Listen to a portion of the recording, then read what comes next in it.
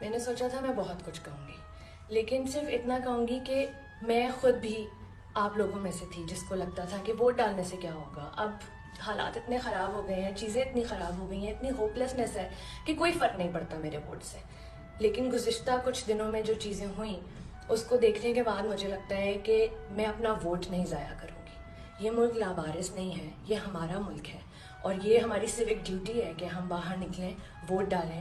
آپ جس پارٹی کو سپورٹ کرتے ہیں، جس انڈیپینڈنٹ کینڈیڈیٹ کو سپورٹ کرتے ہیں، پلیز باہر نکلیں. یہ ایک دن پاکستان کو دے دیں. اور میرے ملک کی خواتین جن کے بارے میں میرے قائد نے کہا کہ یہ ہمارے شانہ بشانہ ہوں گی تو ہمارا ملک کامیاب ہوگا، آپ پہ ایک بہت بڑی ذمہ داری ہے. Please go out and vote. آپ کو پتہ ہے، اپنی سمجھداری سے جا کے ووٹ ڈالیے. کوئی بیلٹ باکس پہ آپ کے ساتھ نہیں کھڑا ہوگا، کوئی آپ کو فورس نہیں کر سکتا. آپ کو جسے لگتا ہے اس کو ووٹ ڈالیے، لیکن پلیز اپنی ماؤں، بیٹیوں، بہنوں کو ساتھ لے کر جائیں، بیویوں کو ساتھ لے کر جائیں اور ووٹ ڈلوائیں.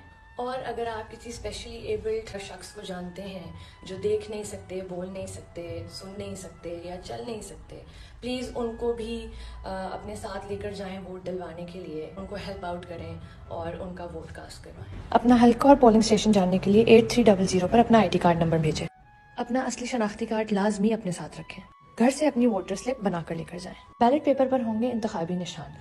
آپ اپنا ٹھپا لگا کر بیلٹ پیپر کو اس طرح مت فولڈ کریے گا، بلکہ اس طرح فولڈ کریے گا. پھر پیپر کو بیلٹ باکس میں ڈال دیجیے گا. ایک اور بات، آپ نے اپنے پولنگ اسٹیشن پہ کھڑے رہنا ہے جب تک آپ کے پولنگ ایجنٹ کو فارم 45 نہیں ریسیو ہو جاتا.